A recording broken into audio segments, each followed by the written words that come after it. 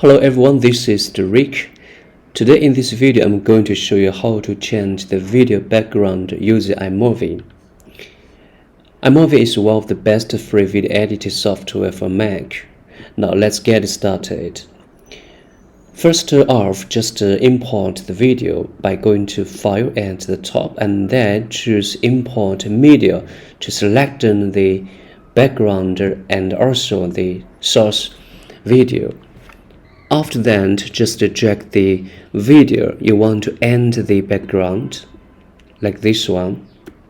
Next, choose the background video you want to end, for example, like this dinosaur. To change the background of the video, just find this label and then choose the gray or blue screen. And you can see you can change the video background very easily using iMovie. Now you could preview it and check. So that's how you could use the iMovie to change the video background for free on your Mac. Thank you.